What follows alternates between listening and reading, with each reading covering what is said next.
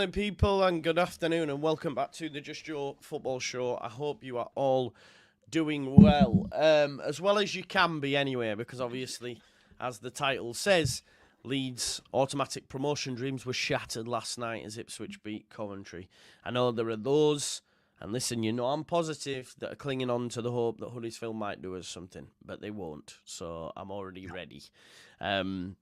For the playoffs, but we will talk, we'll move on to the playoff stuff a little bit later on. First of all, I just wanted to catch up with Ger. He's been away with work. It's been a minute. I've been trying to get him all week. He's been jet-lagged. We've finally found a date. We've finally found the time.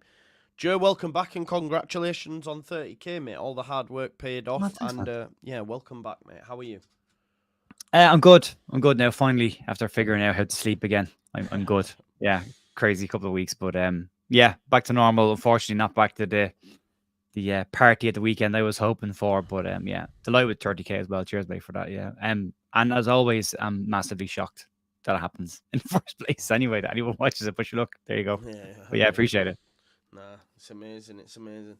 Locks. We will get onto your comments because I am also a little bit still annoyed that Leicester are still proceeding to fucking sing about Leeds United. It's okay once, but like twice, 3, 4 times a lady. Nah, it's a bit mad. At their Player of the Award ceremony last night, they all started singing. That, yeah, it's a bit like... It almost makes Leicester look a little bit tin pot to me, I can't lie to you. Their promotion has been more about Leeds United than it has... But anyway, it is what it is. We move. Yeah. I can't be arsed getting into it. Right, mate, let's take it right back, because I haven't spoke to you really since it. QPR, let's talk about QPR. I know people might say PTSD, but what a shit show that was, eh? Complete capitulation, I think is how they call it. I think we saw, I think if you look at the last 2 defeats, well, the Coventry won. Sunderland won. Or was it a draw against Sunderland? It was a defeat, wasn't it? Draw home, yeah. Sorry, the breakaway goal that they scored. And you look at the QPR, especially the second 2 goals, and the Daniel Farke plan B has been figured out by teams. They know when Daniel Farke starts to bring on all the strikers, stick an extra body up top, go long, and you'll get in behind. I think we've only seen that plan B option that he uses work once against Norwich this year, and outside of that, it just hasn't worked.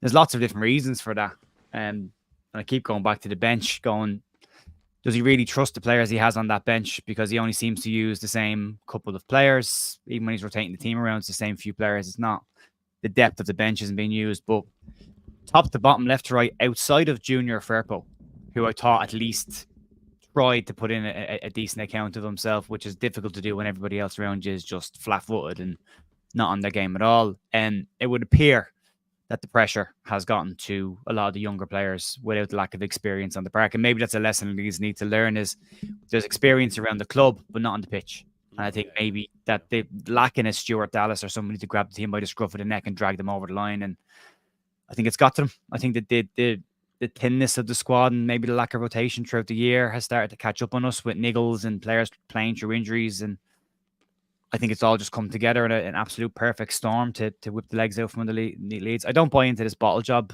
bullshit, if I'm being honest, because a 90-point season, I know people will say it's not any normal season, but historically, 90 points gets you promoted.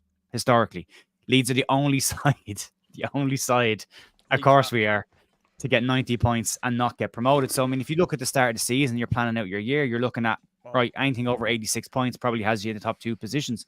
And that's what you'll do. You'll try and look at the fixtures, plan out what you're going to do for the season, and see where you are come the end of it. And you have to put your hats. I won't put my hands up and congratulate Leicester, because as far as I'm concerned, Leicester have cheated to win the league. You know, they broke financial fair play last year and again this year.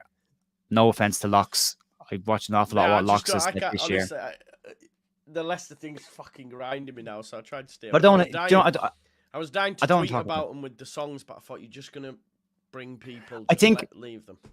I've watched enough of Locks' content this year to know that in the back of Locks' head, and he said this out loud, that points deduction is lingering in the back of his mind. And I know he isn't one of these people to get on a soapbox and start dancing around the place, because he knows what's potentially coming in a couple of months' time. And I'm interested to see what Locks thinks about.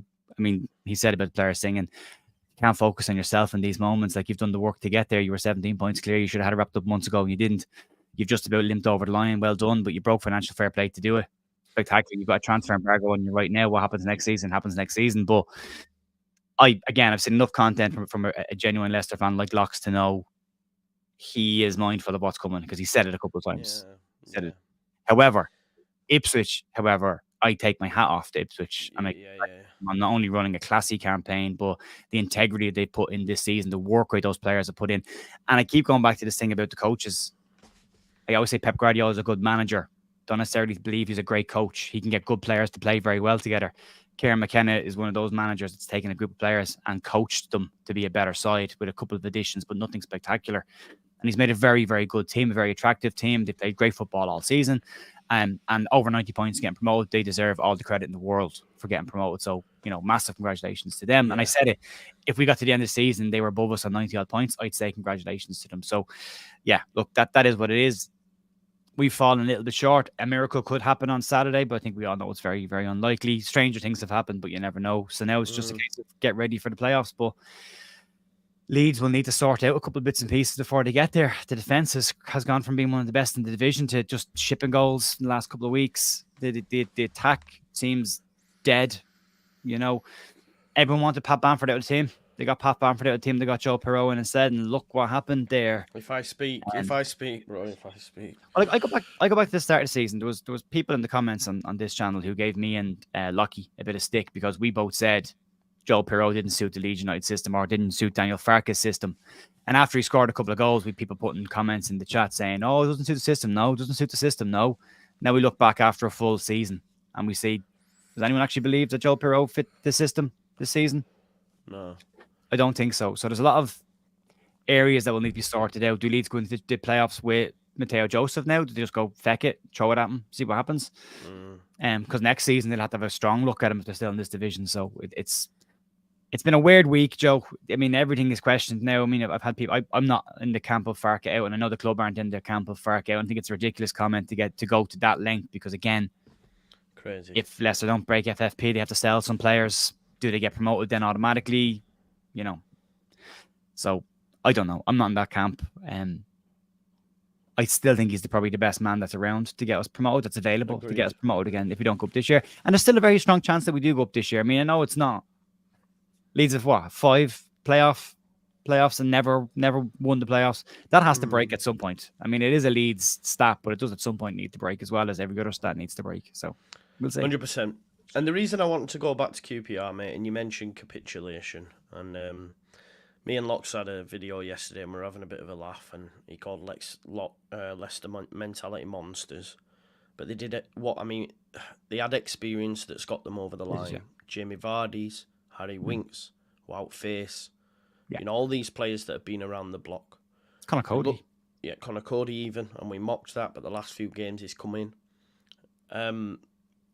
At Leeds United, and you touched on it yourself, outside of Dallas and Cooper who are on the bench and the manager that can't play, there is a distinct lack of championship experience in this team.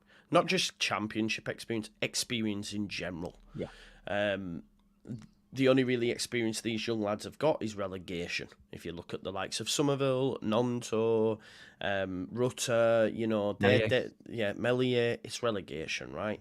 So we've come up short in the league when it mattered, because when the pressure was off, 17 points, we just knocked it out of the park.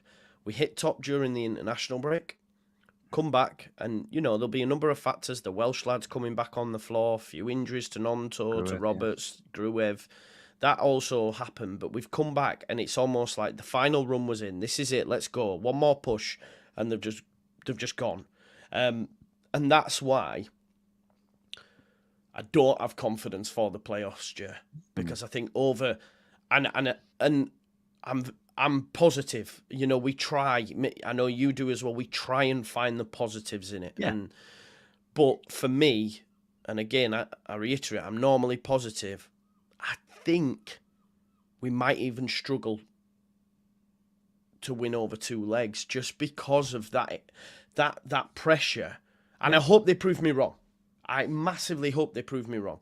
But right now, I look at the times we've had, right, during the season, right at the start, right at the end when it mattered, they've dropped the ball. And I next year, let's say, I'm totally fine with us doing well, romping the league. They come on for the experience, etc., much like the Bielsa team did. Yeah.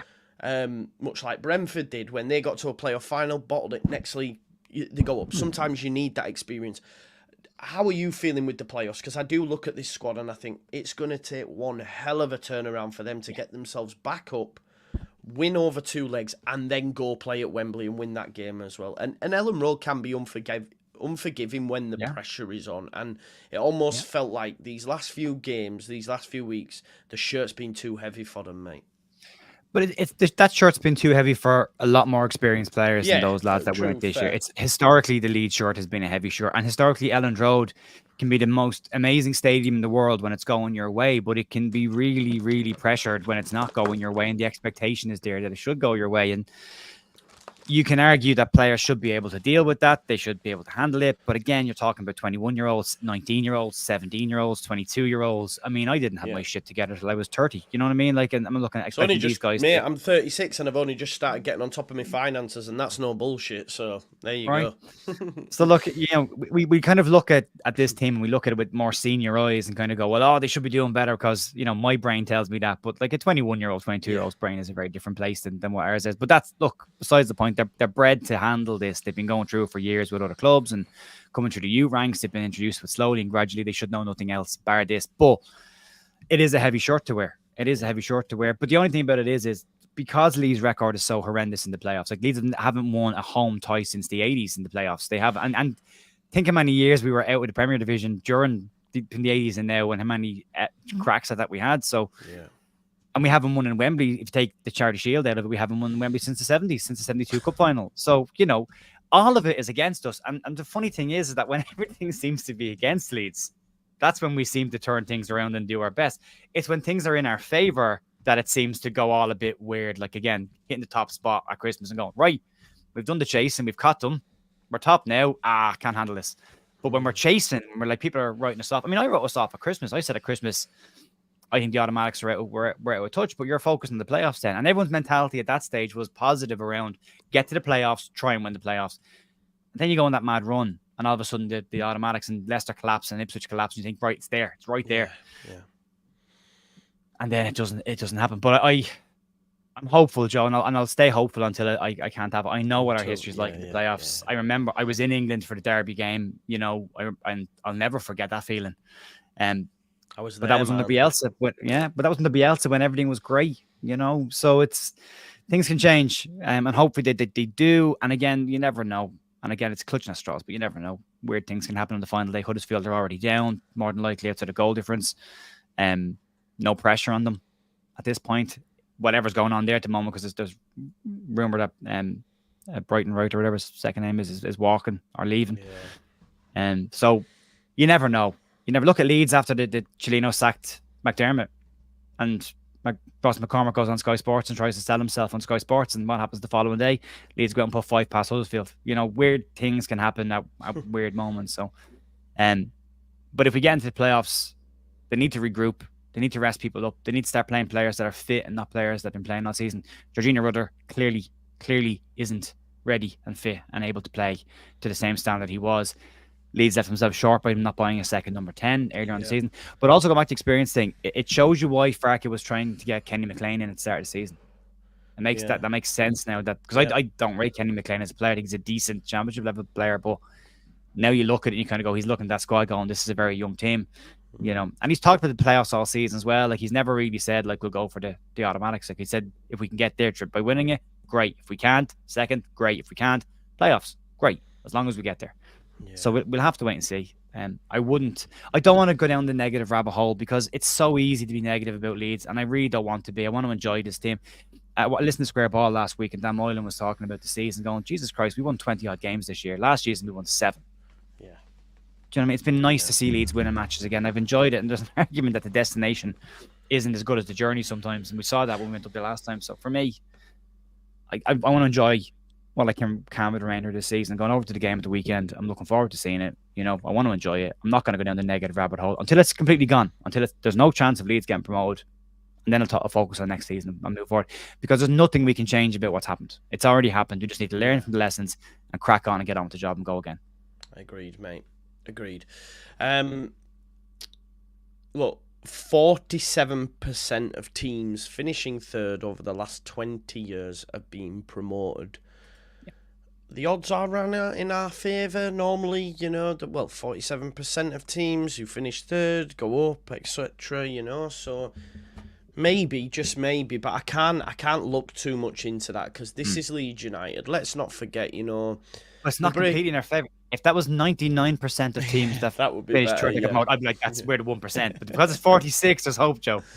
I know, because there was a good tweet last night by a fella called Jameson on Twitter who says another new record for Leeds. Highest points total to not attain automatic promotion from the Championship. Goes nicely with the unwanted records of being top at Christmas but failing to get promoted, and winning the first leg but failing to progress to the final. That is Leeds, isn't it? Let's not forget the Premier League stat that was thrown out by Dan Moylan last year around Opta, which was you win 6 of your first 10 games, you're guaranteed to be staying in the division early, and Leeds broke that one as well. It's kind of like whatever the stat is, hold my beer. Let's have a crack at this. But and that's why I'm positive about the playoffs, Joe, because it's not as strongly weighted in our favour. It's in our favour, but not in the 90s. But yeah, we'll see. Yeah. What I do want to talk about as well, Ger, because I think you're a pretty level-headed guy like myself. Trying really hard. Yeah, I hear. There's been a lot of talk about Daniel Farke over the last 24. I mean, he didn't... By the way, folks, I seen some... like last night when Ipswich won, the Farke out stuff was insane, as though he was managing Coventry. But just imagine that game didn't even go ahead, then you wouldn't have been saying that. I don't know, like he can't impact games that he's not involved in. It was all just a little bit mad. And Andy says here, the issue is with Farke still won't change what needs to be changed. I have zero confidence in adaptability. Andy's changed it a number of times throughout the season. He has changed it a number of times throughout the season. The only change people are referring to is Mateo Joseph starting up top.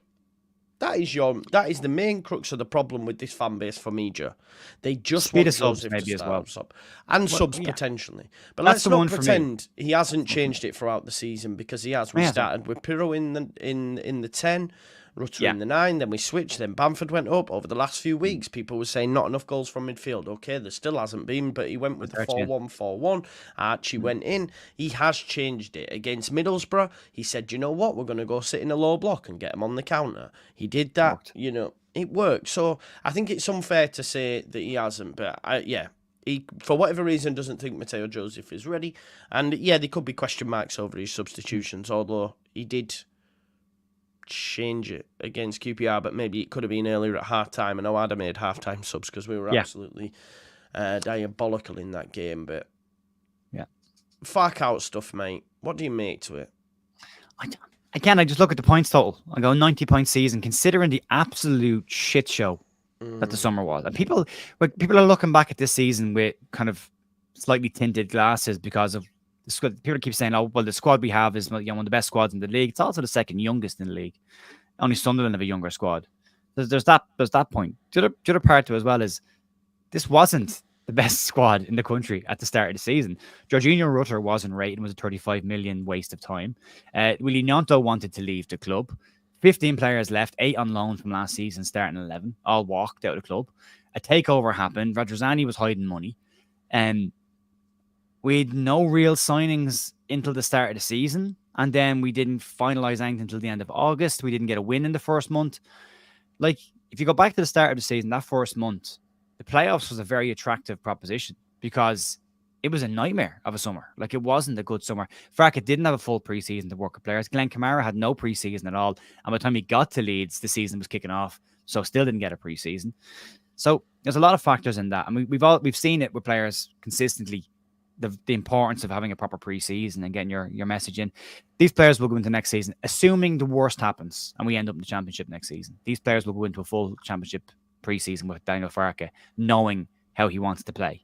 And they will work on different areas. They might focus on the fitness levels. They might focus on the speed and the tempo.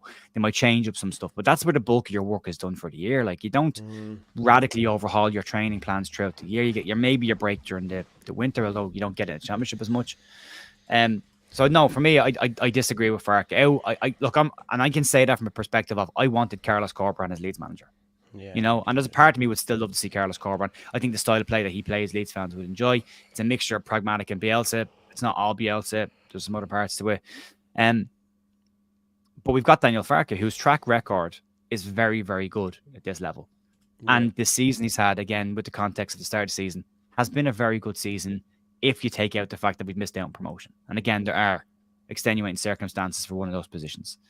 You know, I mean, if Leicester had decided to sell the players that they had to sell to fit into financial fair play, they wouldn't have been where they were in the league, you know, but they didn't. They got away with it. We've got to focus on us now and move on. But for me, I don't get it. I get people are angry and there's a lot of emotion. I get it. 100% get people are venting right now. Oh. But I don't. Oh, there you go. See you, pal. Yeah. All right. But yeah, I don't think it's I don't think it's a valid complaint. But I will say though, and I'll balance this out because I don't like his substitutions. I don't like how he gives the players so much time to fix things. I get it at times where he'll say, I wanted the players to fix the mistakes. And that's putting the responsibility back on the players. But he's done that with this squad a couple of times this year. And he said it a couple of times. And each time he's done it, they haven't fixed it. And he's had to go and make wholesale changes with half an hour to go. So for me, I think he needs to start looking at it a bit earlier. If it's not working, change it. Clearly can't rely on people when it's not going our way. We can't rely on the team to dig ourselves out of a hole. Change it earlier. And also, I think they need to look at the bench and bring in players because he's not going to play Joe Gallagher. He's barely going to play Jayden Anthony. He's not going to play Charlie Creswell. He's not going to play Liam Cooper. You know, so you're losing spots there on the bench. He needs players that are going to come in and he can look around that bench and have 7-8 players that he can go, yeah, I mean, any of you guys can play, but not the same 3 or 4 players. And Joe Perreault is a serious question mark for next season as well. So he's shown faith in some players that haven't delivered, and that has to be looked at in summer. But outside of that, I wouldn't criticize an awful lot of what he's done. The style of play isn't the kind of football I love, but it's got you 90 points. And again, that should be enough normally. Yeah, it is. I just see. I can't give. What was the word you used? You wanted balance. To give balance, yeah. I can't give balance. I genuinely sit here and say, anyone who's Farke out is literally a lunatic. I don't think out. The balance in as far as I can see the positives and I can see the negatives in Farke. Yeah, I think it's mad, and like, listen, everyone's entitled to their opinion and all that sort of jazz, but I seen like polls being put out last night, genuine polls, while you're discussing a game and all this sort of stuff, and it just blows my mind a little bit because it's like I wish these people would just say I'm Farke out and I want him gone, but they don't. They won't. I don't know. Stick their flags to the mast. Tell us why you're Farke out. Stand by it and say. Don't be worried about ramifications or whatever. If he gets it right, just say you got it wrong. That's the problem. I hate the whole dancing on the line thing, though. You're either he's gone or not. You know what I mean? I think we've said this all year, Joe. Bro.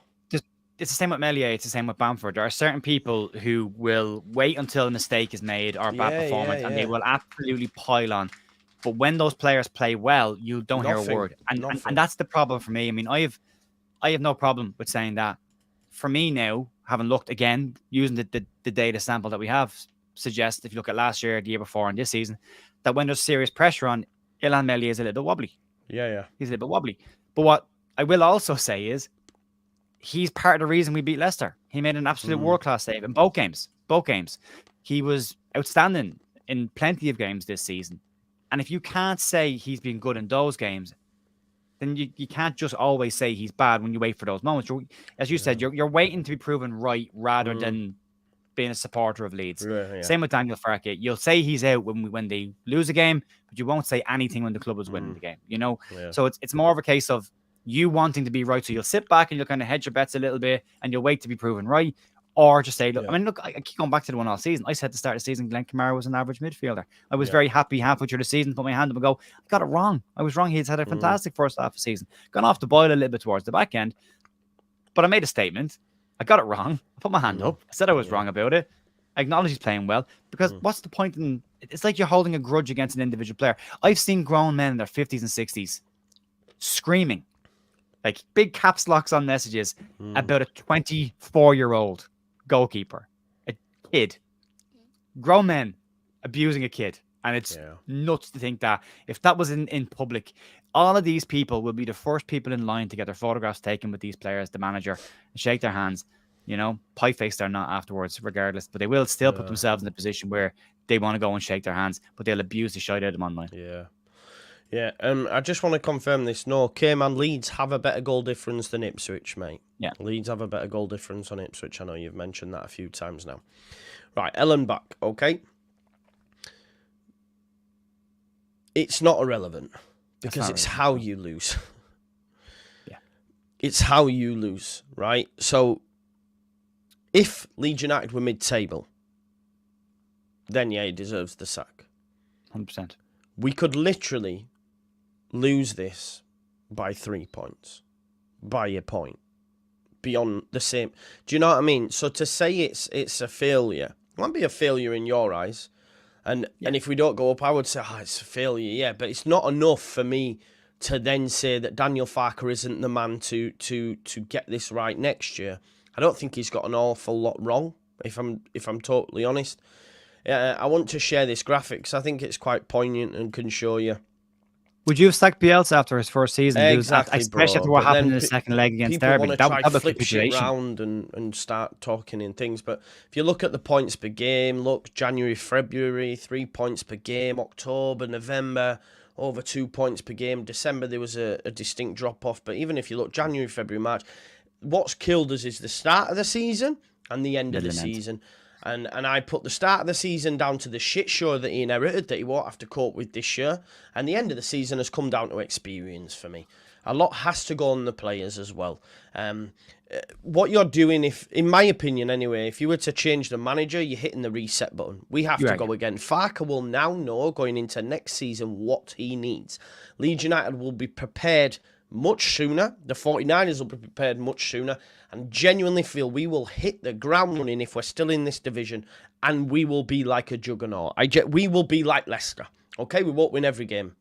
But the way Leicester started, I genuinely believe, because I'm being real with you now. Everyone can all talk about, I'm going to speak to this person and all that sort of stuff. I tell you, these Americans, they won't. I guarantee you, I'm 99% sure that they will not push the button. Why? Because they're smart businessmen, and they know, one more year and we'll go up. They've said themselves it was a 2-year plan. I just think this whole thing of it being a failure and therefore he has to go. Do you know what I put it down to? And this is why I'm getting on my soapbox now, because it is actually really annoying me as a fan, because I'm like, what's happened to our fan base? There is a real sense of entitlement. Without one man coming through this football club, Marcelo Bielsa, we'd still fucking be in this division. I can guarantee you that. Because 49ers wouldn't have come on board if Radrazani and Orta were still running this shit show. Bielsa came in and changed our fortunes. 16 years prior to that, we were still in this division. So what gives fans now this divine right and divine belief that we even deserve to be in the Premier League? Like Farke said on many press conferences, guess what? Norwich has spent more time in the Premier League than us over the last decade. West Brom have spent more time than us in the Premier League over the last decade. Leicester have won a Premier League title and an FA Cup. I know we're a huge club, support base and everything. But this whole thing of like, he's got 90 points. Still ain't good enough for me. Sack him. He's failed. It's bullshit. Yeah. Bullshit. It's instant. Bullshit. Anyway, sorry, I've got to... No, anyway. I'll back up that. It's this... And what's surprising to me is it's majority a younger fan base. There's a couple of older people, but it's a younger fan base that are in this mindset of, we'll just sack the guy. But it's the same with younger players as well. He's not been good enough for a couple of games, bin him. And it's even the terms that you stick him in the bin or like sack him off or he's washed up. It's these definitive statements that usually end up being proven wrong over time. But they'll say them out loud anyway. But like, as you said, the 49ers went into this season knowing it might take 2 years to get out of this division. It was said during the preseason. They had a plan in place for it. You've got idiots like Paul Robinson and Carlton Palmer out touting that Leeds are going to get a points deduction next season because they owe 190 million.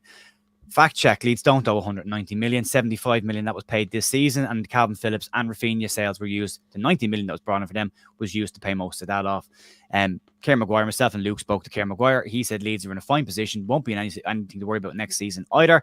If they're still in the championship come 2026 season, which is 2 seasons from now, then you should be worried. Up until then, you shouldn't be. You're in a decent spot.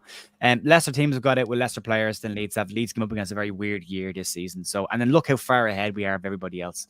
You know, that gap is huge. That gap is huge.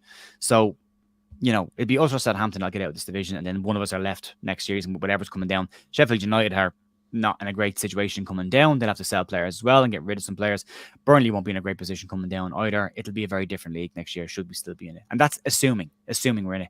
We're very, very quick to jump to the negative, and we're very, very quick to jump to the definitive statements about stuff. And it's never usually the case. It's never as bad as you think it is, and it's never probably as great. But to your point, there is a sense of entitlement that Leeds United belong in the Premier Division because we are Leeds United. And that's, unfortunately, football doesn't work that way. You've got to work for it. This isn't FIFA. It's not Football Manager. You can't just go and put a cheat code in and buy all the best players. You've got to balance everything out. These have got work to do, and it'll take us a while, but it won't take us 16 years. Yeah, no, exactly. And I lived through that shit. I was in Ellen Road when there was nobody else in the that's ground. what I'm saying. Season ticket going, there was none of that. We were just wow, oh my god, we're back. We're back to the big. I can't believe it. We've made it. Oh, bam, we're back. Right, we've a divine right to be back there. Imagine if you'd have said to a manager at the start of the season, if you get 90 plus points and don't go up, you're getting the sacked. Half of the manager had said you can fucking stick your job. You can stick your job. It's wild. It is wild. They've said it all year. 92 points was the goal. 92 points was the goal. And by the time Sunday morning, we wake up on Sunday morning, Leeds could be sitting on 93 points, which would be a point ahead of the goal at the start of the season. It's madness. So is that a failure? No, it's not. It's not. Abdul Rahman Al Khalifi, big up to you. Thank you for the amazing super chat as always, my brother. He says, hi, Joe and Ger. I've enjoyed this season, even though the last 4 weeks have been depressing. That's the point as well. This season's been a blast. This season has been a blast. My criticism of Farke is that he's stuck to the same 11. Maybe he should have rotated a few players. Plus, I think Meslier is overrated. Plus, his substitutions were very late. And these are all learnings. And if these continue, again, as a fan base, if we started the season, we're losing games, and he's doing the same things, you will have a conversation, and the 49ers will have a conversation. But there has only been distinct moments during the season where it has gone wrong. Look at the points per game in the middle of the season. 3 points a game. No losses, no conceding goals. And everyone's saying it's a failure. It's mad. Big up Abdul Rahman. This is the biggest test of Farke's man management to get this team's head right for the playoffs. Here's a big test. Darren says, keep the faith, lads. Heading over to Saints game from Duloc Island, hoping for a miracle. If not, we go again in the playoffs. Just a quick one on that one. Go back to that statement just real quick, Devin. Just to spell check you here, it's Duloc, Ireland, and it's also where I live. It's a tiny little village outside of Drogheda in Ireland, so I live in What did I call it? Duloc? Duloc, yeah, it's Duloc County Meath. Darren, Matthias, did you not play football at Duloc? Have we not crossed paths? At the end of the day, we've had one decent Premier League season in 20 years. If we win playoffs, great. Correct. If not, we still follow our team. Bang on the money, right? Frame the 3 years in the Premier League. We've got such a divine right to be there. We had one good year and 2 absolutely shit shows of seasons. Yeah. Jesse Marsh. Yeah. Yeah, sorry, I'm just reading some of the comments. It drives me a little bit wild. Yeah, someone's just mentioned Steve Evans and that. This is what I'm saying. I was there, Steve Evans. I was there, Darko Milinic. I was there, and then everyone's going, "This is an absolute abomination." I mean, it's so far away from me. Darko Milinic is probably the lowest of the low. I'm in Hockaday probably as well, but like, I was advocate. This is how bad things were at one point, right? If you want to put on, retrospective glasses here for a second. I remember at the end of the season that Steve Evans was there. Steve Evans was away from home game. I think it might have been Blackburn. I can't remember who it was. It was the last game of the season. And he went down to the away end, which was full of Leeds fans, as always. And he was giving it the whole wait thing to the fans. And they were all loving it. And I remember putting on Facebook at the time, I'd have no problem with Steve Evans taking this team next season. He's been better than what we've had. And like that tells you. Like we're being programmed at that point to think this is good. Because everything before that was so bad. Yeah. And everything that's happened since then has been a million miles. Yeah, it's stressful. Yeah, it's not what you want. Heartbreak when you get that close. And I get all of that. But we've seen it in League One. Jesus. We had to watch a Watford playoff final that a lot of people won't remember. The first year we got relegated, where we put a team together with freebies. And we got absolutely battered in the playoff final at Wembley because the team should never have gotten there. It was a hodgepodge. It was like a patchwork quilt of failed Premier League players that had been stuck together. People like Danny Canamarchi floating around. Like, it just, shocking bad team. And then we get relegated and then we get, then it's crap for whatever amount of years. But we've missed out on promotion before and we've been close to it with really poor teams, really bad ownership, really bad managers. And this one hurts because there's probably a bit of money there that if we did get up, we could have a proper crack at the Premier Division. And you want to see that happen now and not next year or the year after. You kind of want it right now because it's right there in front of you. And I get that. I'm 100% get that. And I get that we're so close to the finishing line and we just tipped the top and we didn't get over the line. And I get that there's a huge amount of disappointment to that. But again, we were here under Bielsa as well. You know, we saw the images of Bielsa, you know, crouched down the tunnel after the final game to see, after the Derby game, looking like a completely broken man. And look what happened the following year. We won the best season we'll ever remember.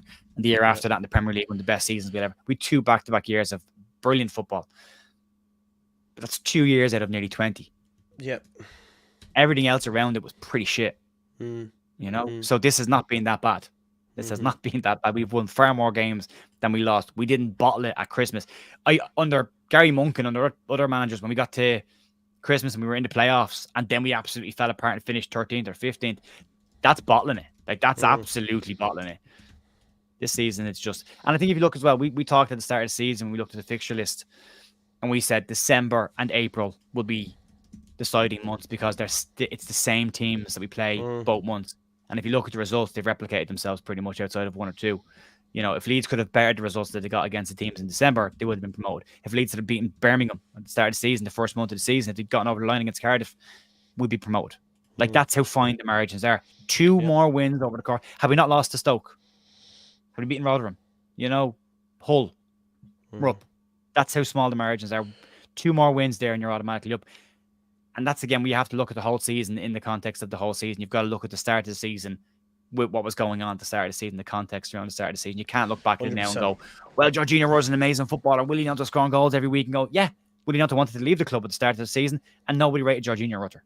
I just want to pick up on some things that a few others have said as well, because there seems to be a rewriting of history and a sense of forgetfulness. Because I'm just going to show you a few things now, you know, just to come back on a few points. Just because, again, it gets me up a height that people are actually believing the right about this situation. It's a bit mad. So all units says, but our squad is worth probably 5 times QPR. We shouldn't be getting beaten 4-0. How is that not a failure? It's crazy to think it's not. You lose game of football, right? Is it acceptable? We lost 4-0 to QPR? No. Right, okay. Does one game make a team? No. Manchester City lost once 2-1 to Leeds United to 10 man in the Etihad. Liverpool got beat by a shite Everton side 2-0 just recently. Arsenal got beat, you know, last season by poor teams dropping in the title race. Teams lose games of football. You can't win them all. You also say we didn't get beat to 4-0 to a 17th place QPR with Bielsa. We lost a playoff game to a decent side with good players. Okay, so I'm just going to show you a few things from the season that we didn't go up under Bielsa, and just to give you an idea. Okay, so as you can see here, Leeds United dropped the ball in the last 4 games. We lost 2-1 to Wigan. Wigan finished 18th. Okay, we lost 2-0 to Brentford. Brentford finished 11th. We drew with Aston Villa. And we also got beat 3-2 by Ipswich. Guess where Ipswich finished? Bottom of the league. Okay? So don't rewrite history and make out that you know, everything was all rosy and no one, oh, it's all fat. No one ever did that, because it's just bullshit, basically. It is bullshit. Our squad is the best in the league, bar Leicester. Farke, with this squad, should have done better. Better than what? Like, yeah, he should have gone up in the top 2. He's got 90 points. No other manager in the history of the Championship has ever got 90 points and not gone up in the top 2. What do you want him to do? He can't be helped. This is my point. Yes, you're upset. But with, you know, yes, we dropped the ball. But to say it's like a massive thing and he's a disgrace and he's... Oh my God, I can't believe he's done such a thing. No other manager in the history of the Championship has ever got this many points and not gone up. This is Leeds that. This isn't Farke's shit, he needs to go. This is what I mean. It's just, it's entitlement. It's entitlement. Sorry, Joe. No, you're right.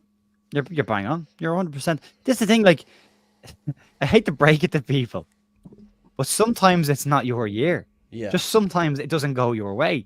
90 points will get you up, as I said, in every single other season ever. You get up. You're up on 90. Up.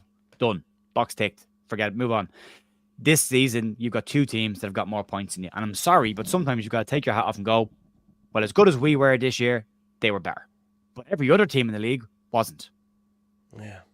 You know what I mean? So, and again, look at Southampton. Jeez, if you're a Southampton fan this year, you've got to think that's a massive failure. They broke their own records this year. You had 4 teams breaking records in the championship this season. From the very first ball that was kicked until the end of the season, you had 4 teams who were smashing their own historical records throughout the whole season. Southampton went 20 games unbeaten or 22 games unbeaten, a record for their club, and still didn't get promoted automatically.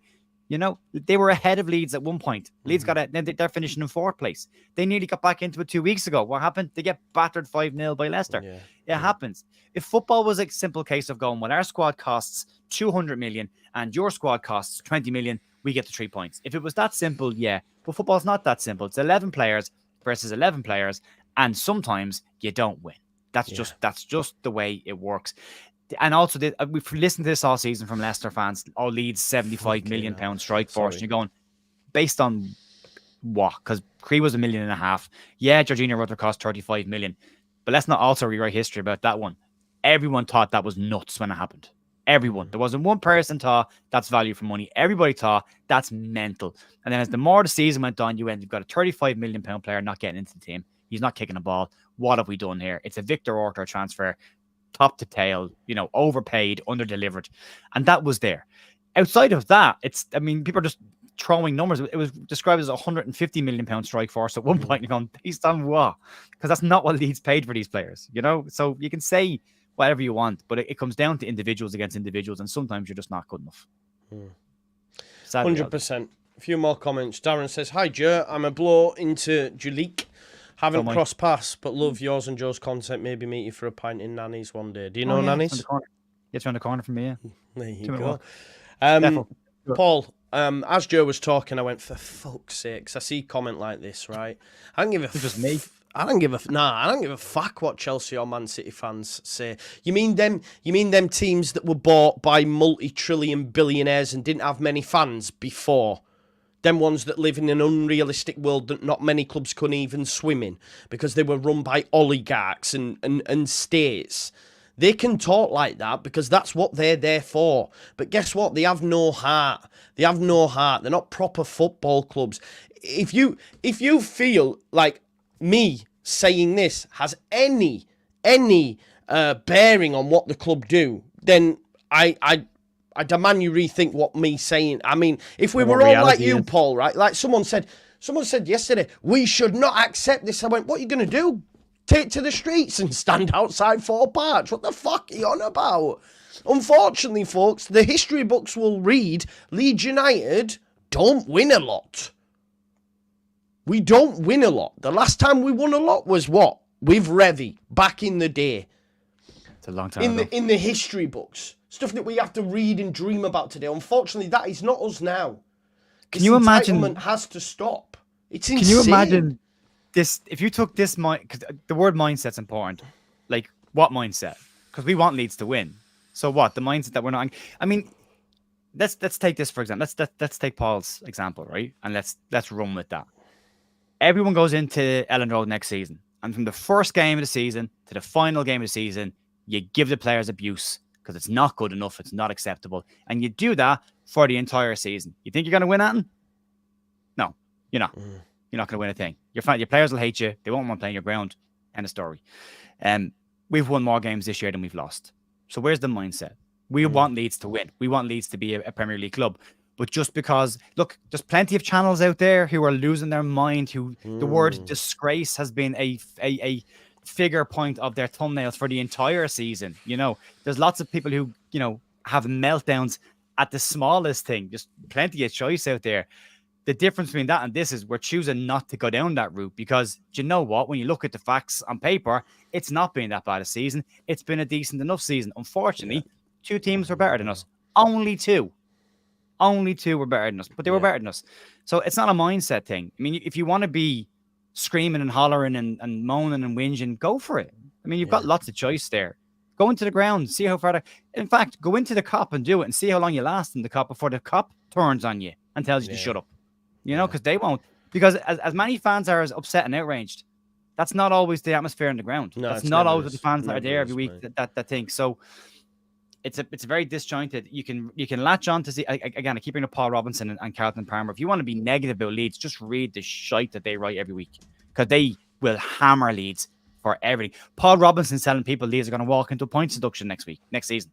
Oh, they ain't got a Like he's clue. ignoring all of the facts, and has still come out with a soundbite like that. So if you want to latch onto them, you can. Or you can look at it from a different perspective. And that's the way we're trying to look at it. From a very different perspective. Going, look, yeah, it's not great. I want to see Leeds in the Premier Division. But the last 2 seasons, Leeds in the Premier Division, that was shit as well. Yeah. I hated that. I hated it. I hated every minute of it. So do I want to go back to that right now? I want to go back when Leeds are ready to go back. Yeah. Exactly, bro. Exactly. And like James says, this season has been an anomaly. Yeah. Never has this happened in a season, and never will again. Another season would have been promoted a month ago, And some that people will will say, be. but it's not any other season. But it's not Yeah, any other season. yeah, But that's all. I mean, that's the but. And I look, my job, I train people, and there's a slide that we used to put up on training sessions, and I just said, yeah, but. And I was like, there will always be this guy in the room.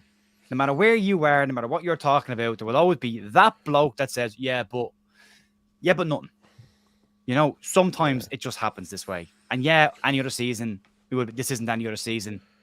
But when you're planning your season ahead, you're looking at a points total. And Leeds will be looking at the points total they're sitting on right now. And you'd be disgusted to think, didn't get up with that. Shit. Yeah. Exactly, mate. I even look back at the League One days, and when we were in League One, Southampton were in League One and had back-to-back promotions. Nottingham Forest were in League One. Leicester City were in League One. Norwich City were in League One. All these clubs that just went bam, bam, bam. Eventually, bam, bam, bam. And it almost feels like Leeds United, like we know every single record that there is to break, we fucking break it. We break it. And that's just our way. So to talk about, we as fan base should not accept it, our history and all. Our history is this. This is a normal Tuesday for a Leeds fan. Like it's the standard day week. You know, also, if you took the mentality we have right now over this and you applied it to the Reeve team, bearing in mind, as good as that team was, they didn't win as many trophies as they should. They should have won more league titles. They should have won European Cups. Yeah. I know we were robbed, but should have won FA Cups. Didn't. You know, in that entire time, we won 1 FA Cup. We won 1 European trophy. You know what I mean? So can you imagine what the outcry would be with this fan base? And not this fan base, the portion of this fan base that like to go over the top with this and apply them to that team back then. Could you imagine the outrage? And then we look back and we go, what an era that was for Leeds. What an incredible time that was to be a Leeds fan. My dad was a Leeds fan during that time, and he never had anything but praise to talk about that team. He goes, yeah, we didn't win as much as we should, but what a hell of a team we had. It was great to be a Leeds fan back then. We're trying to, if you apply the reactions that we have now to some of the stuff, given the history we've had over the last 100 years, to that, be nuts. Be nuts. Yeah. And look, if I was a betting man, I would argue that the 49ers, for those that are praising me and Ger and those that disagree, for maybe having a bit of a level head, I would argue these businessmen and women that are involved will have the same opinion of that this actually is an anomaly. We've had a fantastic season. Yeah, we could improve in parts, but we go again. And if you want Farke sacked, I think you're going to be, unless he has a terrible start, he's going to be here next season and we'll romp the league. And of course, we'll talk about it during the summer, no doubt, because Somerville's going to go. Nanto's going to go. There'll be a lot of chitter-chatter about Gray. Maybe even Rutter. But I think the bulk of it's going to remain the same for me. And I actually think the money we bring in from the likes of Somerville and Nanto will ensure that Leeds have a deeper squad and a squad that Farke trusts. He already spoke about set pieces and not having a threat. He's going to look for a centre-back that's fucking great in the air, trust me. You know, maybe he'll use Creswell more, although I think possibly not. But my point is, next year, okay, the individuals might not be as good as a Somerville, might not be as good as a Nutter, as a Nanto, but the squad and depth of it will be better for me next year, if indeed we don't go up this time. I don't know what your thoughts are on that. Yeah, I mean, we went up arguably with a worse worst attacking players. Like Cree's very good. He's been brilliant this season. We had Alioski. We had Dallas, who, as good as Stuart Dallas was, wasn't a no creative winger. Like when he did play in the wings for Leeds, you know, Shaq's played far more games that season as well. You know, it was you held Acosta in that team, so you can do it with lesser players. Like you can. I mean, if Leeds lose someone like Cree Somerville, you're possibly looking at a Jack Clark. Maybe Leeds making a move for someone like a Jack Clark coming in there and replacing him. Won't cost as much. Probably do very well, or someone like that. You know, they've talked about looking at your man McNulty, the defender, left back that's over in Spain or over in Italy at the moment. Sorry, Holland at the moment. Haven't played in Germany. He's a lad that can attack corners. Strauch, when he comes back from being injured, when he was playing, we were a threat from set pieces and good defensively from set pieces. So you've got that as well. They'll have to redo the whole back. They're going to lose Connor Roberts. Junior Firpo goes into the last year of his contract at the end of the season. He's got 1 year left. Leeds will have to look at 2 years left. But the last year, Leeds can probably make any money on him. He probably won't want to stick around, so he'll probably go. So Leeds will need a left back or right back. They'll probably need 2 centre backs. Creswell won't stick around to play a handful of minutes over the course of a year, and Liam Cooper's gone. No guarantee you get Joe Rodon. So what have you got? You've got Pascal Strauch. Because Ethan Ampadu, ideally, he wants him in midfield. So he needs to bring in more defenders. So that's going to happen. To think, and I've had people tell me on my channel, we won't bring any signings in during the summer. We will. Yeah. We absolutely will. Players will leave, but more players will come in. And I always say this, the names on the back of the shirt change every single season, but the badge in front never does. And we'll go again with whatever we have next season. I'm sure Farke will get what he wants. Also, something that Kieran Maguire said as well, if there's any debt hanging over the club, the 49ers can put whatever amount of money they want in to wipe that off. They can. And that doesn't affect FFP. So they can do that if they wanted. If you want to clear some debt, they can clear some debt. They can. But they're only allowed to put X amount of profit into actually buying players or paying wages. But they can clear off debt. There's no problem there. And I said this to people on my channel, go onto Arthur Nobert's channel, go onto my channel, go and watch the interview with Kieran Maguire, because most haven't. Go and look at it and actually listen to a finance expert who knows football telling you about Leeds finances. They all just go, we've got to find 70 million. And I'm like, have you not looked or just, you know what I mean? Yeah. But like, again, Paul Robinson, Leeds owe 190 million. No, Paul, they owed 190 million at the end of the last finances, which was last season. In that time, they sold Rafinha and they sold Calvin Phillips. They brought in, and of that 190 was spaced out over 5 years for most of these players. So that's broken up over 5 seasons. And they brought in 90 million in one block. And they reduced the wage bill by 60%. All that was done. So if you want to, and I always say this, footballers are great at football. They're not notorious for being very good at maths. You know, they're not notorious for having fantastic educations. So I wouldn't listen to a footballer talking about maths. I'd listen to a finance expert talking about maths, especially and Kieran Maguire, his job is when clubs assign administrators, that's his job to go in and look at clubs' books and find out where they're spending their money incorrectly. And he says Leeds don't have a problem. The 190 million, he said, I wouldn't be worried about it until if Leeds are starting the 2026-2027 season in the championship, then be worried, he said. But the next 2 seasons are good. Exactly. Focus on Leeds says Clark isn't staying in the championship. Now it wasn't so much. Just an example. Yeah. It wasn't so much even to bring up that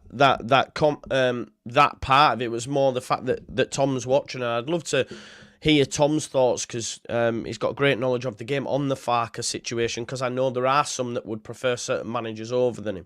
So just to get his opinion, if he's still hanging about in the chat, in all honesty, big up to Tom. I hope you're doing well, mate. Yeah, I mean, do you, because there, like I say, a lot of people seem to think that this squad's going to be absolutely ripped apart. And if I'm being honest, Ger, outside of Nonto and Somerville, I genuinely think there's a discussion to be had about the rest of them. Obviously, you'll lose Rodon. But again, you know, not guaranteed. But even with that, though, Ger, I don't think it's guaranteed because I don't think he's as good as people have been saying he is personally. I do, bro, but I don't know which Premier League team he gets in, if I'm honest. But anyway. But that's the point. Newcastle are looking at him as a backup. Okay. And they've said that. They want him because Potman's going to be out longer than thought he was going to be out. They want to bring somebody else in as another option. So they looked at Rodon. He's had a very good year this year by his own account. You know, he didn't have a great loan at Rennes. You know, he hasn't had a great couple of seasons at Spurs. He's very happy, apparently, playing for Leeds. The discussion, and again, this is where the rewriting starts. couple of weeks ago when Leeds were doing particularly well, the conversation was he wants to play for Leeds in the Championship, play for Leeds next season, no matter what division they're in. Now all of a sudden Leeds look like they're going to be in the Championship or possibly in the Championship, and the rewriting has started to Leeds won't get Joe Rodon because they'll be in the Championship, despite the fact the player himself has said he wouldn't have a problem with that. He's quite enjoying playing with his mate Ampadu, right? The other thing as well is Leeds are not cash strapped. So Leeds do not have to accept any bids that come in for any of these players. And they proved that with Willie Gnonto at the start of this season. If you meet the valuation, you can have the players. If Liverpool come in with 45 million for Chris Somerville, fair enough. You can do an awful lot with 45 million in the Championship. You can do a lot. That clears a lot of debt. And bearing in mind, all the loan release clauses of the players that are out on loan this season kick in again. Those players, some of them, are going to really struggle next season to find a club, because they haven't done well. Brendan Aronson will struggle to find it. And the caveat for the loan players being out next season, again, is the deal on the loan release clauses are they can go on loan for an entire season as long as the loaning club pays 100% of their wages. Not the reduction, not the 60% reduction. That was the what do they call it? The compromise. It's 60% reduction in your wage when you come to the Championship. Or if you can get another club to cover your entire wages, you can go to them on loan.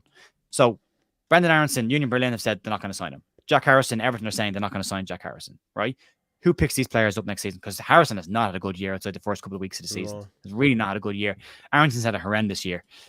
Mark Rock is the exception, will probably stay at Betis on loan. Diego Llorente will probably stay where he is or go somewhere else. They'll buy him and sell him. But outside of that, Christensen's not going to get a club because he's really struggled with Roma this year as well. So those players all have to come back. They're not going to necessarily get loans, but Leeds could cash in and sell them. Sell them for slightly less, but bring money in that way. So you can balance it out that way as well. You've got players like Charlie Crew coming through, another youth player coming through as well. And then you've got the likes of Mateo Joseph, another season under his belt, steps up to a more senior role next season. And you bring in a couple of players around that. And I'd be shocked if the age demographic that Daniel Farke brings in next season isn't older than what he's got this season. They're looking to look at 26 to 28-year-olds coming in, a bit more experience in there as well. Or you might even go for Kenny McLean again. They need more reinforcements in the middle of the park. They need more reinforcements at the back. And they need a second number 10. And they need to get number 9 who can score goals. I think Joseph gets the run up top from next season. I think that's his number 9 issue. I think they still sign a number 9. Yeah. I think they'll go and get an experienced number 9 as well. I don't know what to do with Pirro, but... No. Yeah. I've had a couple more comments. Just to categorically say, I do rate Rodon, but when people talk about him being Premier League, and I then bring it back to you and say... Tell me which Premier League team he starts for at centre-back. Because he doesn't, for many. He might lower half. Who though, Joe? Have you seen Crystal Palace? Mark Guehi, Joachim Anderson? Not happening. I'm not even looking at that. I'm not even saying. I'm at lower half. Like who? I'm talking Sheffield United or Burnley. Yeah, but they're championship teams. Championship clubs playing around in the Premier League. Yeah. So I think that's what my point is in terms of like he could stay. Everyone goes, oh, we'll lose Rodon. Definitely lose Rodon. And then I just say, right, okay, who to? I'm not saying he's bad. Please let me say he's very, very good. But I just think we've overgassed it slightly. Listen, I know people want to hear this. And I hate to push this again, but when we were winning games, and I mentioned potentially bringing Calvin back, whether you agree or disagree, I was told that he wouldn't get in our midfield over Kamara, Gruev. I'm sorry, they cannot chat to him. They cannot chat to him. But when we were winning games, it was all like, he wouldn't even get in over Kamara. But anyway, I'm just saying, sometimes we can and I'm also guilty of that. I'm a passion merchant. We all do it. Tom says, the style of play Farke likes to play isn't Michael Petit, but it has been effective. I'd stick with him and build a more balanced squad, but there does have to be some changes, i.e. in-game management. And maybe with that balanced squad, he gets that. But I think Tom's hit the nail on the head, and it's a little bit of like cool head, calmness. Yeah, I might not like it, but he's done a good job. So let's give him the tools that he needs and we go again, right? And if he balls it up, then you sack. But to say sack him after 90 points, I think Tom's hit the nail on the head. I think Tom's bang on. I agree with everything you said there. And that's, again, that balanced approach of saying, look, this foundations are built. Now add to it and maybe tweak a few bits and pieces. The substitution has been a big part of that as well. But I think to the point of, if you're looking at sacking Farke, this time around, he doesn't get till the end of August to start producing results. Yeah. If they're not producing results by the end of August, you're now questioning whether he's the right man. Course. That'll kick in very quickly next season if he's not getting results. Yeah. No, I agree with you, mate. And then we've just had this from Phil, who says, what sticks out to me is it seems it's meant more to Ipswich players who never touched the Prem on CRY, I do a play, or on Cree, I do a player plus cash, get Morton in top CM. What I would say, Phil, on Ipswich, for me, it comes down to experience, because they've been here. Because last season, Ipswich were in a three-way tussle with Sheff Wednesday, Plymouth and Ipswich, and they all got 90-plus points in League One, and Ipswich went up in second. They have been here, they've done it. Momentum and experience cannot be dissuaded. Look what happened. They needed to win 2 games. They got a draw against Hull. They dusted themselves off. Coventry with the better side last night, equalised. Guess what? Ipswich 5 minutes later go up the other end and score. They know not to be rattled. They know, don't worry, we will get back into it. We've not had that, and Leicester have abundance of experience in that side. They've got internationals like Ndidi. You know, Harry Winks played in the Champions League final. I don't rate him, but he did. Connor Cody, England duty at World Cups. Jamie Vardy, England duty. Their experience can't be touched. And I say Ipswich's experience means they didn't need to be rattled. They knew Kieran McKenna's done this. We did this in League One, lads. Don't worry, we've been here before, just last year. In a three-way tussle, we go again, and it's got them over the line. We are a young, inexperienced squad. Yeah, momentum as well, yeah. Not everybody does the double jump, but teams have got close to it. And we got close to it. The first year we got promoted to the Championship, we had a proper run at it as well, and then we faded away. A lot of clubs do fade away, but there have been plenty of years where a team that's come out of the League One has had a quick run at the Championship as well and tried to get a double bounce. It has happened. There's not a huge difference between a lot of top League One clubs and most of the Championship. It's when you get to the top half and what's come down, it starts to change a little bit. So it's been done before, but Kieran McKenna has managed to keep them level-headed and keep them going. When that little wobble happened, that was the big one for them. Exactly. Had they buckled at that point when they had that little wobble, their season would have fallen apart. They didn't. Yeah. And again, I go back to the fact, very, very good coach. Yeah. Yeah, massively so, and a distinct style of play. So yeah, look, here's what it is. I hope now, like, this has helped in some way. Joe, what?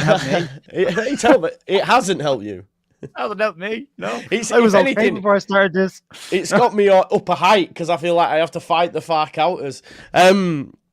But. Be careful what you wish for on the Farke outing. Just be careful what you wish for. We've been here before. We pushed out. Remember, these idiots wanted Bielsa sacked, and look what that happened to. These vocal idiots who went on talk shows and did videos and called for him and said that his time had come, he'd been found out, wished this into existence, and there's still the people that other people line up behind to go, this guy's right in what he's saying. These people forced the situation, and let's not forget, some of these people seemed, online at least, to have the ear of the owner.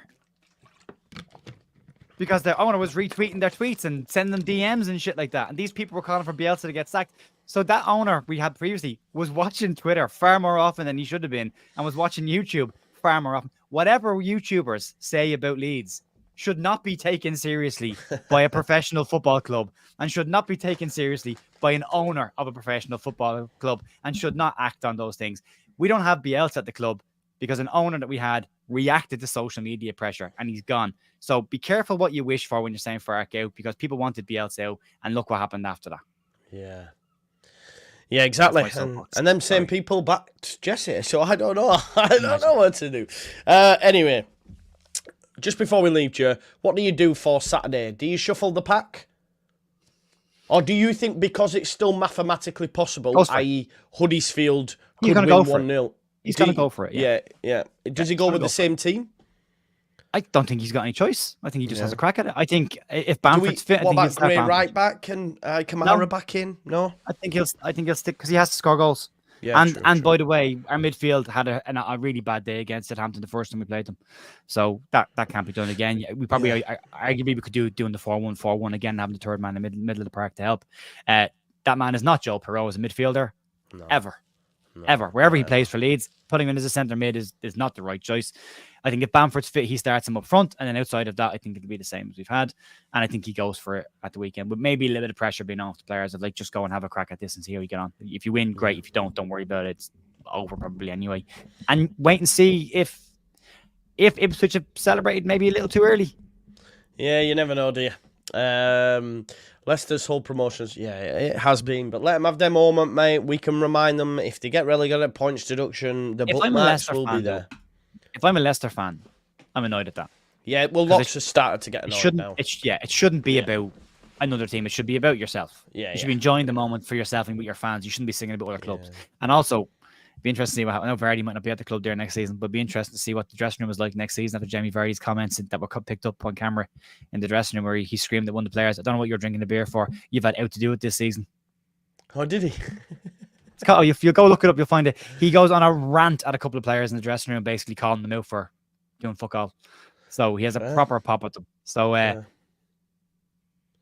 you go. Graham Wood Robinson says, you asked if it has worked. For me, it has. Your attitude and wise words have cheered me up. Good stuff. Good stuff. Tomorrow, probably Presser, White Rose Rivals, last one of the season, I'd say. Then, yeah, Friday will be preview stuff. Then we play Saturday, and then we'll have I'll still do videos, but in terms of match, we'll have to get ready for the 12th, Sunday the 12th. I think if we finish third, we'll kick off at 12:30. So get ready for that. Sunday the 12th is our first one. Anyway, right, we'll leave it there. Make sure as well, imagine we do it on Saturday. Imagine we do it. No one's expecting this, you know. No one is expecting this. I know, yeah. Imagine. So it'd be the biggest shocks of all, because even your most positive Leeds fans are like going, yeah, nah. Yeah, I'm sad. Make sure you go subscribe to Ger, because Ger hit 30k. Today, was it, or last night, mate? When was it? Late last night, yes, morning probably. Amazing. So I'm trying to give away shirts and everything for mine, mate, and I can't even get it over the line. So big up to you, man. I think the more negative certain channels have gotten, the more subscribers I've started to get. Okay. So it seems to be people are gone, Yeah. no, I don't want that anymore. Not over here. Shall I start being negative for you, bro? No, don't. Keep going. Me and you keep going. Joking. We do our thing. The official Zoom says, at least with this team, the main problem isn't the ownership group. That's something still to be happy for. Exactly. Huge. And they'll give Daniel Farke the right tools for next season, and then we're going to be even better. But let's hope we can still do it, because it ain't over yet. But because of our record in the playoff, I'm already resigned to another season in the Championship. I am, honestly. Like, I'm already, not resigned, but I'm ready for it. I'm prepared. I know what I'm going to do. I'm like, right, okay, it's all right. It's all going to be fine. Yes, when we play in the semi. Yes, if we get to the final, I'll be up for it. But in my head, I'm already going, it'll be okay, because this will happen, then we'll have it. So don't worry. Anyway, subscribe to Ger. His channel is in the title. Subscribe to me, like the video, all that jazz, and I'll see you tomorrow. Peace out now, folks. Enjoy the rest of your day.